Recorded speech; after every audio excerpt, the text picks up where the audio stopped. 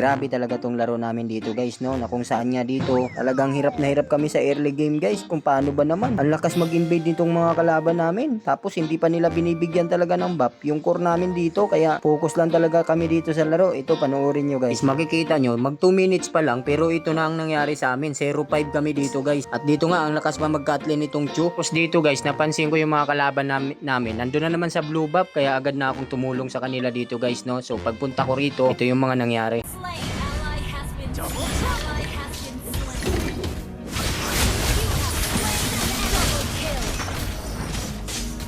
Guys, napitas ko nga yung dalawa sa kanila dito, ngunit itong passive ng Aurora guys, so talagang hinabol pa. Dito nga guys, dahil sobrang dili na nung core namin dito guys, kaya tinulungan ko sila na kunin itong buff niya. Kaya ito, sinumpisahan ko na habang wala pa siya rito. Dapat ganito rin talaga ang ginagawa nyo, no. Pag once na nag-invade yung kalaban nyo, dapat tinutulungan nyo talaga yung core nyo para hindi mag-gap sa item. At matapos ko siyang tulungan guys, ito, bumalik na ako sa lane ko rito guys, no. Sa ganitong sitwasyon guys, pag walang bantay yung turi nila guys, huwag mong panghinayangan yung ulti mo. Gamitin mo na, basta saan ang gamit mo para mabilis mong mabasag yung turi ng kalaban. Tapos dito guys, napansin ko may nawawala sa mapa guys, no, kaya alam ko delikado yung buhay ko doon dahil wala nga akong ulti dito, kaya ito, nung matras na ako. Ito naman guys, agawan ng turtle to, kaya dito nag-contest yung mga kalaban namin dito. Syempre contest din kami dito guys, lamang na kami dito eh. Dito, 'di ba, makikita nyo nga 6-11 yung score namin, 'di ba? Lamang na lamang kami. Ay, lamang na lamang pala sila. Dito guys, akala ata ng Aurora makakatakas pa siya, pero nagkamali siya doon guys dahil nabul ko siya hanggang turi.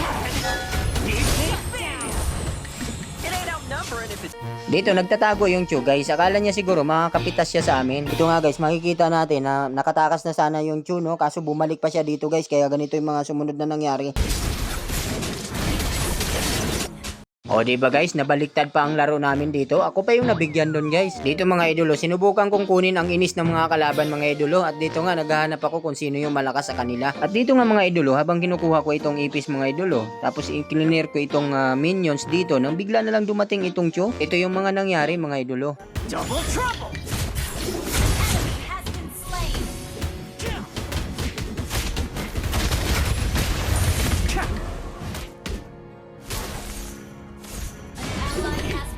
Kita nyo yun mga idolo, sinipa ni Chu yung clone ko mga idolo. Kaya pagka i-XP lane talaga at nakita ko na Chu ang gamit ng kalaban mga idolo, ay pinipik ko itong Sun. Pero paalala lang, pag ang i-XP ng kalaban ay Alpha, wag na wag yung gagamitin ang Sun dahil mabubugbog lang kayo. Dahil alam nyo naman, sa dami ng clone nitong Sun, pag tumama yung first and second ni Alpha rito, ay bilis na bumalik ang buhay niya rito. So mga idolo, inyo makikita lumalabas na yung mahiwagang salita na kung saan nga sinasabi ng Aurora dito na Bisaya. So guys, matapos kong i-krill tong minions, agad ko nang inumpisahan ang pagkuha sa Lord.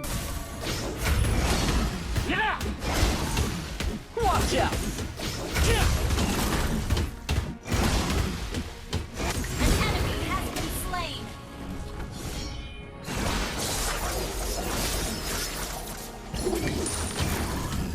Double trouble! Yeah! Mega kill! Nimbus strike!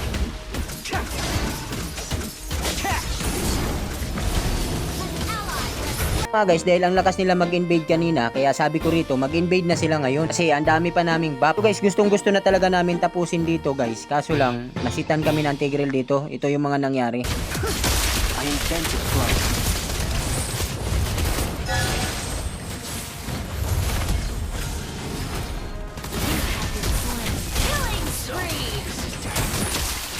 Ito nga guys, dahil ang yayabang nila kanina sa early game guys, no, kaya pinag-i-invade ko talaga sila rito, ngunit ayaw naman nila gawin. Eh paano, bugbog na sila rito sa amin. At dito guys, na-wipe out yung mga kalaban namin dito, kaya agad na naming tinapos to guys. Ngunit yung Aurora guys, walang tigil-tigil. Sinasabi niya talaga yung word na Bisaya. Yung mga reason ng ibang mga ML player guys, no, na hindi matanggap yung kanilang pagkatalo, kaya sinasabi nila ang word na Bisaya. May trust talk lang sa mga kalaban nila. Ayaw na lang kasi tanggapin na mahihina sila.